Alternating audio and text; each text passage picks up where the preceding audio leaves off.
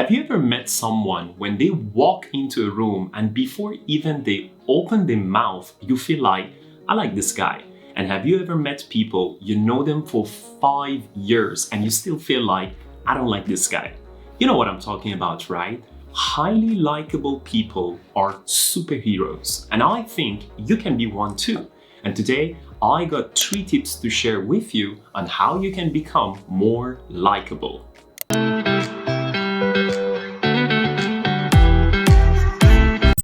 Being a likable person is not a nice to have thing, it's a need to have. Highly likable people on average will always have more friends, more deals, more success, and easier life. And at the same time, likable people are easier to work and deal with, even if they are technically less competent than other team members. And a study shows likable people often outperform those who are not because we have a strong people skill. And that can be your superpower to get in control of your destiny. So here's the tip number 1. Master your listening skills. You see, listening sits at the core of likability. We like people who are willing to genuinely listen to what we say. So in order to become like a professional listener, you need to start listening to understand and empathize, not to respond and judge. It means people do not necessarily want to hear your answers straight away. Sometimes they just want to be heard. Here's one super easy but extremely practical technique that it's called mirror, validate, empathize. So here's how it goes. Let's take an example. Let's say someone will tell you, I think you need to check your email twice before sending it out. Otherwise, there will be many reckless errors, and that can be easily avoided. So the first step is to mirror the person. So here's what you say. You say something like this. Let me see if I got it. So you're saying I need to double check my email before sending it out to avoid reckless error. Then you ask, did I get it? And then the person will say yes. And then you straight away ask them, is there anything more? So the person will say, no, I think that will help you to improve the quality of your email. Now, in the second step, you need to validate the person. So you will say something like this. Well, that makes sense. I understand what you're saying.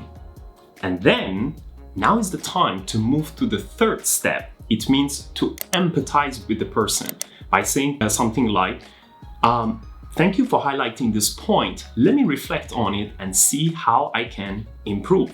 So you see, when you are listening, you do not necessarily need to agree with whatever the other party is saying all the time. But that doesn't mean we shouldn't listen and reflect. We should listen to everybody, even if it's what not to do, and even if you don't like them. So here's the tip number 2. Master the art of compliment. You see, the compliment has always been one of the most powerful tools to attract people to us by acknowledging their strength, recognizing their effort, and make them feel important. Most people think just saying thank you, good job, well done will just cut it off, but that kind of compliment won't really help the other party to grow. And some people don't know how to give a genuine and constructive compliment, or they're just stingy about it. So here's the technique. You see, always compliment generously, even when people yet to earn it, in order to plant the seeds of greatness in their heart, and do it by providing them the reason and highlight the effort, not only the outcome. Let me give you an example. Instead of just saying, thank you, well done, you can just say, thank you for putting in a lot of effort, being disciplined, your hard work just paid off with your great result. So you see, in this way, you are using a growth mindset, and the person realizes that you are not just recognizing the result, but also you are emphasizing what it took him to get there, and it can be a great example for other people. So here's the tip number 3. Be willing to get vulnerable. People with big egos are often perceived as self-absorbed and unlikable. So on the other side, people who are willing to admit their mistake, be open to their weaknesses, and don't pretend that they know it all are always liked by others. And they create an environment when there is a high level of psychological safety and trust, whether it's at home or it's at the office. So next time, when you don't know something, you can just say, I'm not sure, where can we learn about this? Or when you have made a mistake, just say, well, that didn't go well, I'm sorry, that was my fault. Or when you are weak in certain areas, just be open-minded about it and ask for help and guidance.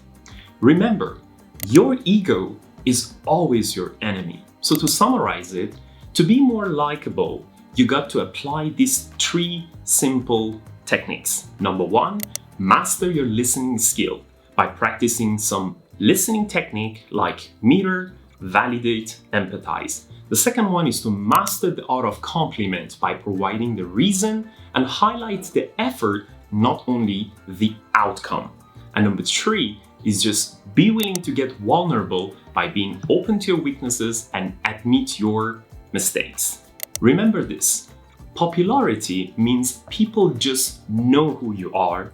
Likability means that you are respected, admired, and adored for who you are. So thank you for watching till the end and investing your valuable time to learn new things. I am very proud of you. If you enjoyed this video, give this video a like below and subscribe to our channel so you don't miss out on our new videos. Drop us a comment below if you have any questions or suggestions for new topics that you would like to see.